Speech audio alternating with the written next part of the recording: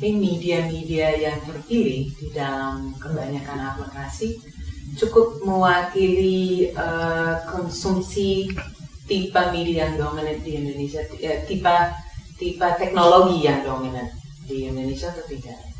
Itu sebenarnya yang cukup disayangkan, karena sebenarnya kalau dilihat teknologi yang paling populer di Indonesia, pertama adalah telepon genggam, kedua televisi, situs internet kurang begitu, itu penetrasi internet saja baru 18%. Radio juga sudah merupakan teknologi yang sunset, yang sudah semakin hari semakin ditinggalkan. Tetapi yang membuat surprise, pilihan media yang paling banyak diajukan adalah situs media online dan radio. Nah, itu radio komunitas ataupun radio swasta lokal. Ada juga beberapa aplikasi untuk televisi komunitas, tapi jumlahnya sedikit. Dan nyaris tidak ada sebuah media atau aplikasi yang memanfaatkan sarana telepon, yang mana penetrasinya sudah mendekati 100% penduduk Indonesia menurut data yang oleh industri Telkom. Artinya sebenarnya itu teknologi yang paling menjangkau masyarakat Indonesia. Nah, sayang dari situ tidak ada upaya memanfaatkan itu. Padahal dengan dibukanya liberalisasi telekomunikasi sejak 99, munculnya gadget murah, HP Cina, Nexian, masyarakat bawah sudah menikmati telepon genggam sebagai sarana komunikasi dan informasi keseharian mereka sehari-hari, bahkan bisa dikatakan kebutuhan pokok masyarakat gitu. Nah, kira-kira apa ya misalnya dari pemohon hibahnya ini, kira-kira sebabnya apa ya? Apakah itu misalnya akses mereka ke provider atau kemampuan untuk membuat media di layar kecil, atau kira-kira problemnya di mana kalau begitu? Saya sendiri kurang tahu ya mengapa mereka tidak memikirkan itu. Lebih banyak aplikasinya yang masuk ya situs media online dan radio. Tapi saya duga itu pertama karena itu yang paling gampang. Jadi yang selama ini gitu, yang di radio komunitas itu mudah dibikin, situs media online itu sangat mudah dibikin, itu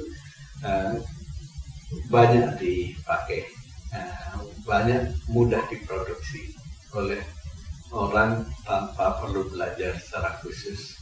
Sementara kalau aplikasi telepon, membuat aplikasi telepon atau memaksimalkan teknologi telepon genggam itu agak susah, harus belajar lagi. Walaupun sudah ada sekarang platform Android yang bisa lebih mudah dipelajari, tapi itu belum populer. Lalu juga teknologi televisi, tentu televisi itu mahal karena alatnya harus ada kamera, stasiun, studio yang sangat mahal dan kompleks, itu tidak bisa dikerjakan sedikit orang. Banyak tim yang harus dilibatkan, mungkin itu juga pertimbangannya. Balik ke ini ya tadi ya, komunitas yang menggarap aplikasi.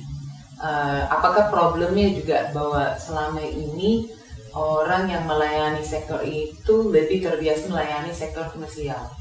Ya, sebenarnya di Indonesia sudah muncul, tumbuh, berkembang komunitas-komunitas pencetak aplikasi telepon genggam, terutama sejak ada Android. Muncul startup yang mereka sangat punya kemampuan mobile dan itu bahkan dilakukan oleh mahasiswa, tapi memang mereka orientasinya memang lebih ke perkotaan, dalam arti juga bagaimana membuat aplikasi bisa dijual, bahkan bagaimana bisa dibeli oleh industri. Nah, belum muncul, belum ada koneksi antara para startup buat aplikasi-aplikasi mobile ini dengan kelompok-kelompok yang terjun di gerakan sosial, sehingga tidak ada sentuhan sosialnya. Memang kalau mereka sudah ada interaksi yang cukup, mungkin mereka akan berpikir untuk membuat itu. Nah, sekarang bagaimana mendorong kelompok-kelompok yang mampu punya kemampuan membuat aplikasi mobile ini bersentuhan dengan kelompok-kelompok yang concern dengan masyarakat marginal. Seperti itu membutuhkan apa kira-kira? Apakah teknologi itu sendiri bisa menjangkaunya? Teknologi sendiri kan sebenarnya teknologi itu netral ya, bisa dipakai siapa saja. Cuma memang bagaimana teknologi itu lebih didekatkan ke masyarakat marginal atau kelompok sosial, itu kan yang tantangannya sebenarnya, bagaimana ada sebuah aktivitas atau program yang mempertemukan mereka atau mengkawinkan para anak muda yang kreatif bisa memproduksi aplikasi-aplikasi mobile dengan kelompok lain yang concern dengan masalah-masalah sosial, dipertemukan melalui cara apa gitu. Dari misalnya penggunaan, kita kan tahu sekarang kan konvergensinya medianya khusus di Indonesia juga sangat terasa bagaimana sih sebenarnya interaksi dengan sosial media dengan media lama. Tidak bisa dipisahkan. Nah, aplikasi yang masuk itu cukup mewakili kecenderungan itu atau tidak ya? Saya lihat belum juga, itu sangat disayangkan. Jadi orang yang mengusulkan itu masih mengusulkan satu platform saja, platform media. Kalau dia bikin radio saja, bikin media online saja, tidak berusaha membuat sebuah konvergensi antar media itu yang ada, padahal itu sangat mungkin dan mudah, dan selama ini sudah dipraktekkan sebenarnya, terutama oleh industri ya. Mereka televisi memanfaatkan Twitter, Facebook juga memanfaatkan, bahkan mereka juga menyiarkan di mobile, bikin streaming. Itu belum muncul, mereka rata-rata masih membuat satu persatu gitu, karena itu sangat mungkin dilakukan. Juga belum ada yang mengkawinkan teknologi baru dengan teknologi lama yang memang masih dipakai masyarakat. Kalau misalnya masyarakat masih menggunakan atau mendengar radio, tapi sebenarnya mereka juga sudah memiliki telepon genggam. Nah, bagaimana mengcombine itu belum muncul juga. Atau bahkan teknologi yang paling tua, misalnya majalah dinding, mungkin di daerah-daerah pedalaman masih ada itu. Tapi bagaimana mengkoneksikan itu dengan internet, teknologi yang ada atau teknologi telepon belum muncul juga gitu.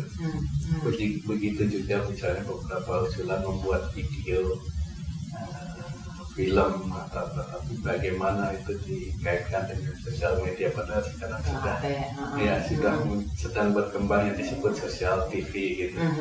Sosial TV lagi boom di banyak negara, terutama negara maju ya, yang muncul juga gitu.